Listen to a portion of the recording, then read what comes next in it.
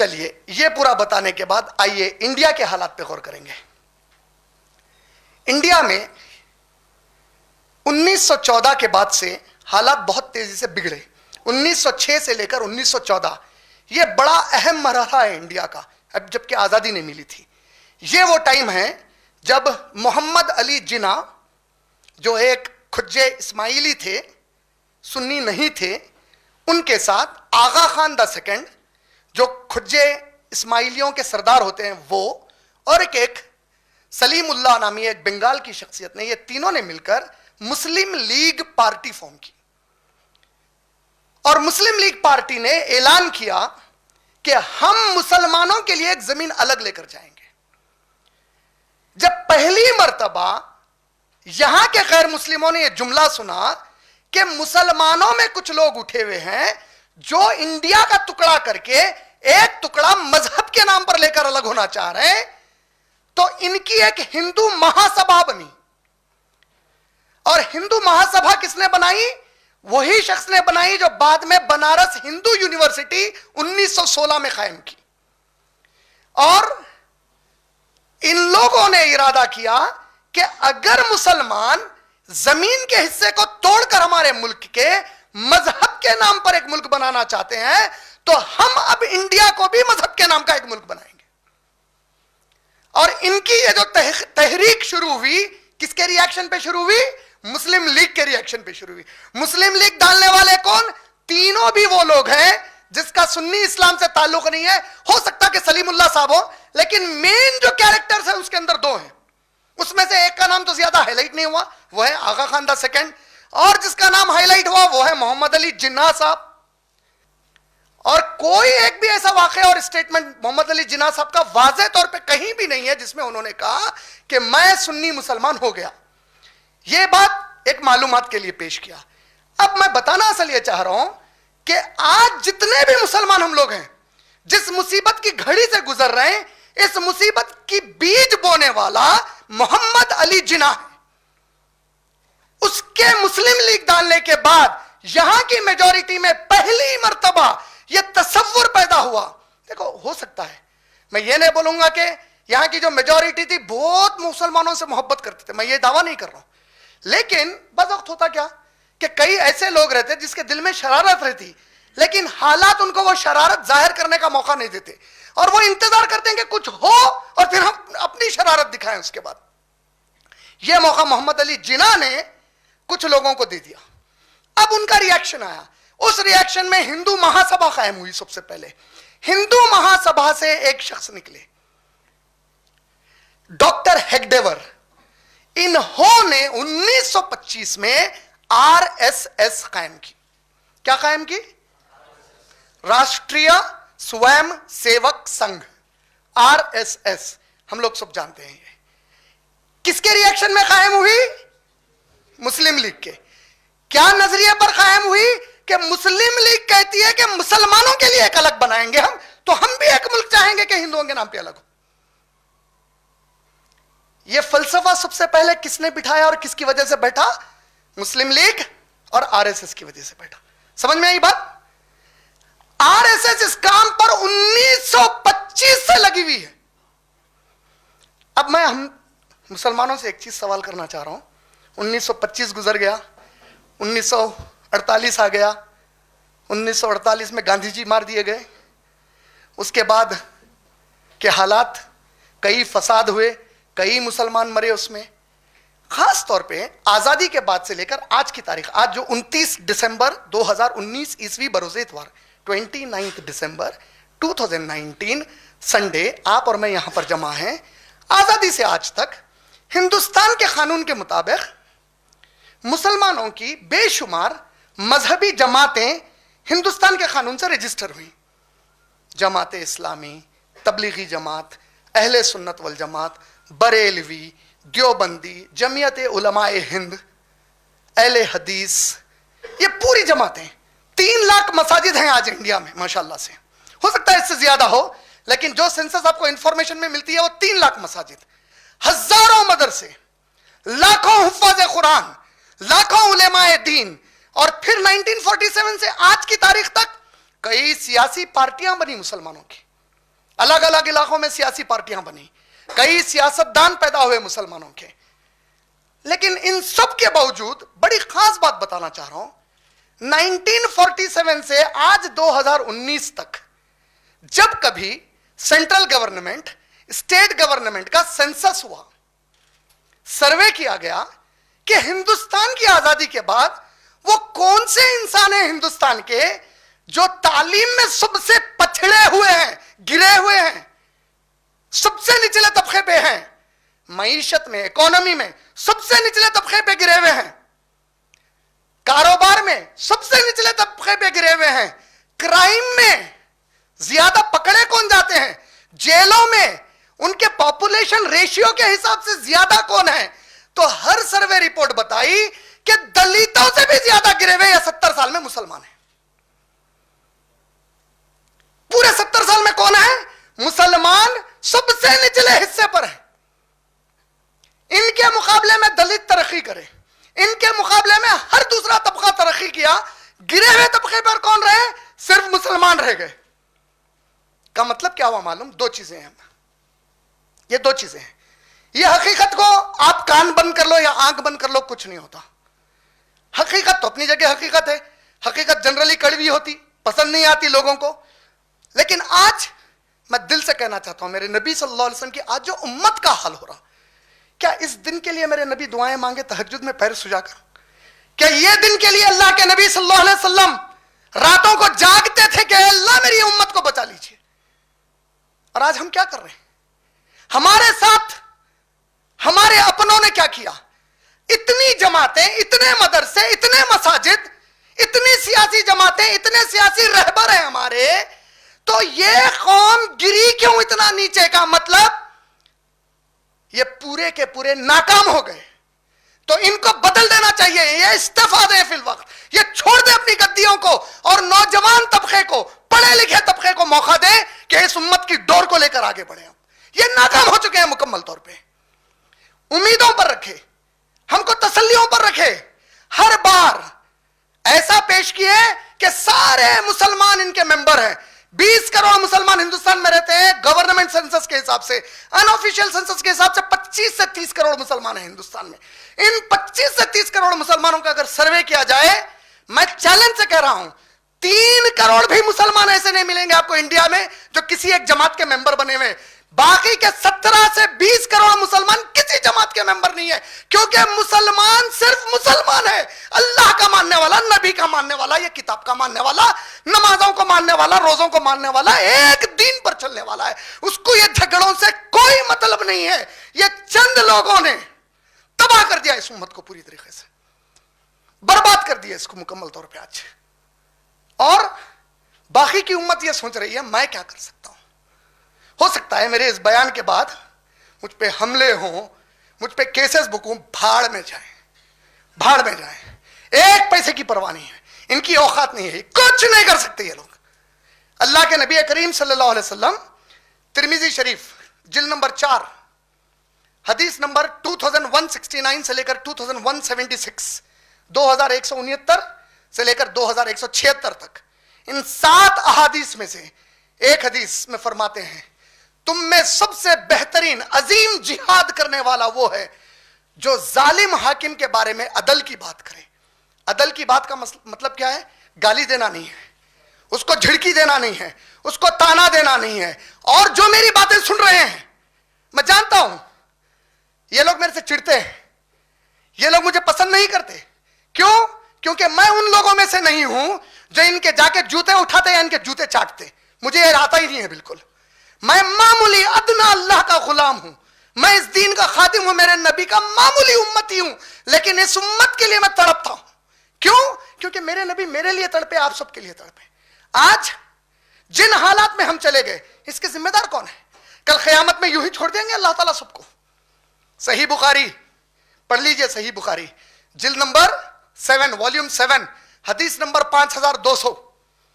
اللہ کے نبی صلی اللہ علیہ وسلم فرماتے ہیں تم میں سے ہر شخص کسی کا مالک ہے, اور ہر مالک کو اس کے تحت جو چیز دی گئی تھی اس کے بارے میں پوچھا جائے گا. اور اس کے بعد مثال میں سب سے پہلی مثال کس کی دی؟ حاکم رعایا کا مالک ہے. بولے حاکم رعایا کا مالک ہے، علماء اس قوم کے مالک ہیں، کیونکہ علماء جو بولتے ہم سنتے، حاکم جو بولتا ہم اس کے پیچھے جاتے. اور ان لوگوں نے ہم کو کہاں ٹھہرایا؟ ہم کو کیچڑ بنا دیا. آج جو نبی کی امت کو اتنی عظیم عزت ملی کہ وہ نبی کے امتی تھے، آج سب سے بڑی ذلت سے یہ قوم گزر رہی. 20 کروڑ مسلمان، 25 کروڑ مسلمان آج حق اور انصاف کی ایک بات کے لیے ہم اپنی عدالت سے اللہ کے گھر کا فیصلہ نہیں جیت سکے. اسلام غیر امانی نہیں سکھاتا، اسلام فساد نہیں سکھاتا، لیکن جس عدالت پر بھروسہ کرتے تھے، کیا کرے بھائی، کیا کرے آپ لوگ؟ 550 سال کی مسجد، عدالت کے فیصلے میں کئی ایسے نکات ہیں جس میں عدالت مانتی ہے کہ وہاں مسجد تھی، ان سب کے باوجود ہم کیس ہارے. اللہ تعالیٰ کی دیکھیے نشانیاں ہوتی بعض وقت، غور کرو کبھی یہ نشانی پہ. 9 نومبر 2019 کو فیصلہ آیا، کچھ ہفتے نہیں گزرے، اللہ نے کہا کہ تم 20 کروڑ مسلمان میری مسجد کو حق کے ساتھ نہیں بچا سکے، اب تمہارے گھر اور تمہارے خود کو یہاں کیسا بچاتے دیکھتا ہوں. بولے تمہارے زمین کے نیچے کا تمہارا گھر کھینچ کے بتاتا ہوں. بولے اب ایسوں کو لاؤں گا تمہارے بیچ میں کہ تم تڑپو گے، چیخو گے، اب اپنی جان کے لیے، عزت کے لیے، اپنے گھر بار اور اہل و عیال کے لیے. اب میں پلٹ جاؤں گا تم لوگوں کی طرف سے. ہر ایک آج مسلمان کس چیز میں مصروف ہے؟ اس کو بچے کی پڑھائی معلوم ہے، اس کو بیوی کا پیار معلوم ہے، اس کو بیوی بچوں کو لے کے گھومنا معلوم ہے، اس کو شادیوں میں بڑا اچھے عیاشی سے اڑانا شادی کرتے ہوئے معلوم ہے، سب کچھ معلوم ہے، اسلام نہیں معلوم ہے اس کو.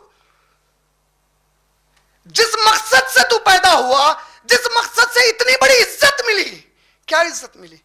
پیدا ہوتے ہی میں نے کوئی گھنٹا نہیں سنا، میں نے کوئی شنک کی آواز نہیں سنی، میرے کان میں میرے بڑوں نے اللہ اکبر کا کلمہ سنایا.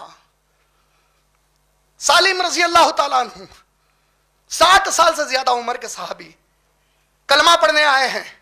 فرماتے ہیں یا رسول اللہ، میں کلمہ تو پڑھوں گا لیکن میرا ایک سوال ہے آپ سے. میرا سوال آپ سے یہ ہے کہ اے اللہ کے نبی، آپ جتنی اچھی تعلیمات دیتے ہیں، آپ لوگوں سے کہتے ہیں شرک نہ کرو، میں کوئی شرک نہیں کرتا. آپ لوگوں سے کہتے ہیں کہ بتوں کی پوجا نہ کرو، میں بتوں کی پوجا نہیں کرتا. آپ لوگوں سے کہتے ہیں کہ چوری نہ کرو، زنا نہ کرو، شراب نہ پیو، یہ سب کچھ میں کرتا ہوں بغیر اسلام لائے کے. آج اگر میں اسلام لا لوں، کلمہ پڑھ لوں، تو کیا اللہ تعالیٰ کلمہ پڑھنے کے بعد وہ جو نیک کام میں غیر مسلم رہ کر کرا اس کا اجر دیں گے یا نہیں دیں گے؟ کیا اس کا اچھا بدلہ دیں گے یا نہیں دیں گے؟ کیا اس کا نیک بدلہ دیں گے یا نہیں دیں گے؟ اللہ کے نبی نے فرمایا یا سالم، اے سالم، آج تمہارے دل میں اسلام قبول کرنے کی جو توفیق ہے وہ ان تمام نیکیوں کے بدلے میں دیے جا رہی ہے. بولے اور پیدائشی مسلمان ہو کر ہم دین سے پھر گئے. آج کیسے دن آ گئے؟ 17 نومبر 2019 ہندو نیوز پیپر، اس کا Sunday edition, page number 3، the other boy in the class کے نام سے ایک آرٹیکل آیا. آرٹیکل کیا آیا کہ ہندوستان کی فی الوقت کی گندی سیاسی ہوا معصوم بچوں کو بھی چھو گئی ہے.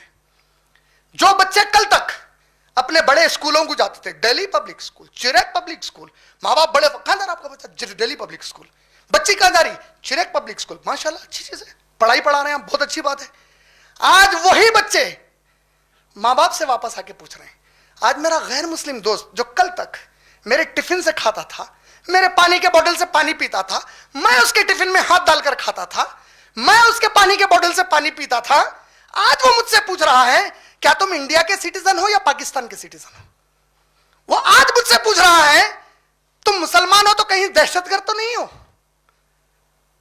کن حالات پہ یہ امت کو لا کر چھوڑ دیے ہمارے بڑے؟ کن حالات پر لا کر چھوڑ دیے؟ 3 لاکھ مساجد بنائے اور ہر مسجد دوسری مسجد کے خلاف بیانات کرتی، ہر مسجد میں دوسرے کے خلاف بیان ہوتا. اور اللہ سورہ جن سورہ نمبر 72 سورہ نمبر 72 آیت نمبر 18 میں کہتے ہیں مسجدیں خالص اللہ کے ذکر کے لیے، خالص اللہ کے ذکر کے لیے ہیں مسجدیں. آج مسجدوں میں وہ اس کو گالی دیتا، وہ اس کو گالی دیتا. کہاں لا کر اس امت کو چھوڑ دیے؟ اللہ قرآن میں فرما رہے ہیں سورہ انفال سورہ نمبر 8 کی آیت نمبر 73، سورہ انفال سورہ نمبر 8 آیت نمبر 73 میں اللہ کہتے ہیں، کیا فرماتے ہیں اللہ تعالیٰ؟ اللہ فرماتے ہیں والذین کفروا بعضهم اولیاء بعض، جو کافر لوگ ہیں، جو غیر مسلمان ہیں، یہ ایک دوسرے کے تمہارے خلاف دوست ہو چکے ہیں۔ الا تفعلوه، جب تک تم لوگ متحد نہیں ہوگے تو پھر زمین پہ بہت بڑا فتنہ اور فساد ہوگا، بولے اللہ تعالیٰ۔ آج دیکھ لو ہماری کیا حالت ہے۔ آج 1925 کی قائم کی ہوئی ایک تنظیم RSS، جانتے ہیں کتنی بڑی ترقی کر کے نکل گئے لوگ۔ ہم ان کے کمپٹیشن کے قریب بھی نہیں ہیں، کمپٹیشن نام کی کوئی چیز سوچ بھی نہیں سکتے آج آپ ان کے مقابلے میں۔ جانتے ہیں ہندوستان میں 25 March 2019 India today magazine page number 44 پر RSS کے بارے میں آیا کہ ان کے 8 لاکھ پورے انڈیا میں فل ٹائم والنٹیئرز ہیں۔ خالی 7,000 کی فوٹو دیکھے تو کتنی بڑی تعداد دکھی دیکھے، حیدرآباد میں پرسوں 7,000 تھے خالی وہ لوگ، 8 لاکھ ہے پورے انڈیا میں well trained full time volunteers, 8 lakh. آپ کو ساتھ میں معلوم ہے لگ بھگ 3 کروڑ 20 لاکھ 3 کروڑ 20 لاکھ ان کے مزدور سنگھ میں ہیں، ممبرز RSS کے۔ ان کے وشوا ہندو پریشد میں 28 لاکھ ممبر ہیں۔ ان کے ایک اور کسان سنگھ میں 28 لاکھ ممبر ہیں۔ ان کے ونواسی پروجیکٹ 2,60,000 ٹرائبل ایریا میں پروجیکٹ چل رہے ہیں ان کو اپلفٹ کرنے کے لیے۔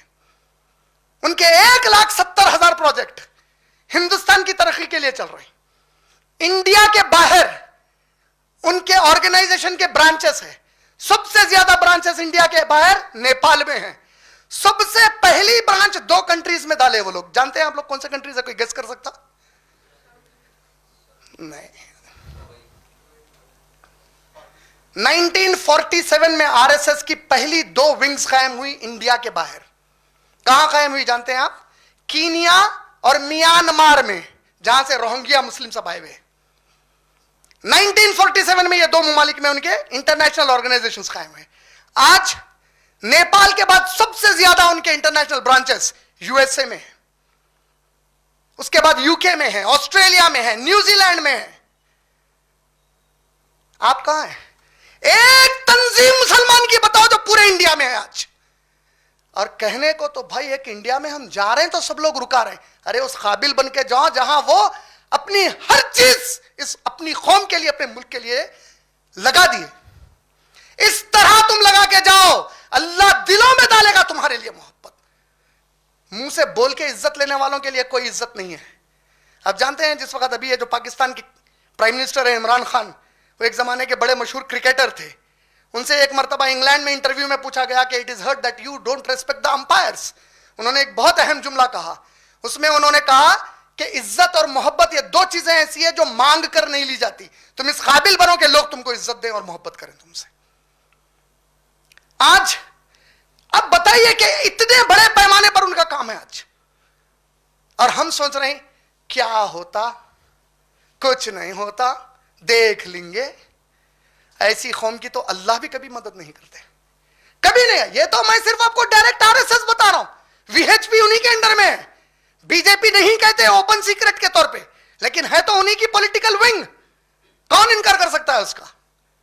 اور میں نہیں، میرا نظریہ، میرا اپنا ماننا یہ ہے، یہ کوئی بری بات نہیں ہے۔ انہوں نے ایک نظریے پر اپنے آپ کو قائم کیا، وہ اس پر پوری طریقے سے محنت کر رہے ہیں۔ ہمارے لیے سبق ہے فی الوقت کہ نبی کی امت اس کو چھوڑ کے کہیں پہ محنت کر رہی ہے۔ آج کس پہ محنت کر رہی میری بھائی؟ آج میرے نبی کی امت صلی اللہ علیہ وسلم کی بتاؤ۔ نتیجہ پھر جو سامنے ہے آپ کے وہی ہونے والا ہے، ابھی تو کچھ نہیں ہوا ہے۔ کیا ہوگا؟ کیا ہوگا؟ وہی ہوگا جو وہ لوگ بولتے آ رہے ہیں کہ ہم یہ کر کے رہیں گے۔ آج میری یہ بات لکھ لینا، دھوکے میں مت آؤ، اور زیادہ اپنے دماغ کو ان جھوٹے تسلی دینے والے ہمارے بڑوں کے پیچھے مت لگاؤ۔ وہی ہوگا، کیونکہ یہ اللہ کی طے سنت ہے۔ اللہ کی سنت کیا ہے؟ اللہ نے قرآن میں بیان کی، سورہ بنی اسرائیل، سورہ نمبر 17، اس کا نام کیا ہے؟ دیکھو، سورہ بنی اسرائیل، آیت نمبر 4 سے لے کر 7، یہ 3 آیتیں پڑھ لو آپ لوگ، 4 5 6 7، 4 آیتیں، بلکہ 8، 5 آیتیں پڑھ لو، 4 5 6 7 8، یہ 5 آیتیں پڑھ لو۔ اللہ نے نبی کریم صلی اللہ علیہ وسلم کو فرمایا کہ اے میرے نبی، جب بنی اسرائیل موسیٰ علیہ السلام کو ہم نے تورات دی اور ان کی ایک پوری قوم تھی, ان کو حکم دیا کہ تورات کے تحت تم لوگ اپنی زندگی گزارو, یہ میری نافرمانی پہ اترے, بولے اللہ تعالیٰ. جب یہ نافرمانی پر اترے تو ہم نے ان کو بتا دیا کہ تم اگر نافرمانی کرو گے تو میں تم پر ظالموں کو مسلط کروں گا. یہ ظالم تمہارے گھروں میں گھس کر تم کو ماریں گے اور ڈرا کر تم کو وہاں سے نکل جائیں گے, اور پھر تم لوگ توبہ و تلہ کرو گے. پھر میں تمہیں خوب اولاد دوں گا, خوب پیسہ دوں گا, تم خوب بڑھو گے اپنی نسل میں. پھر میری نافرمانی پر اترو گے تو اللہ بھی دوبارہ اپنے عذاب کے ساتھ تمہارے پاس پہنچے گا, اور اب جب آؤں گا تو تمہاری بیت المقدس میں گھس کے تم کو ماریں گے, تمہارے گھروں میں گھس کے ماریں گے, تمہارے چہروں کو بگاڑ دیں گے, بولے اللہ تعالیٰ. یہ سزا ہے کہ تم لوگ میری تورات گئے. اگر تورات کے خلاف گئے تو وہ سزا ہے, تو جو قوم قرآن کے خلاف جاری ان کو کیا ہوں گا, ان کا کیا ہوں گا؟ یہ قرآن انسانیت کو دعوت دینے آیا تھا, صرف مسلمانوں کو نہیں, صرف عربوں کو نہیں. آج تہمتیں ہیں ہمارے اوپر, آج تہمتیں ہیں, لیکن ہم تہمتوں کا جواب نہیں دے سکتے. آج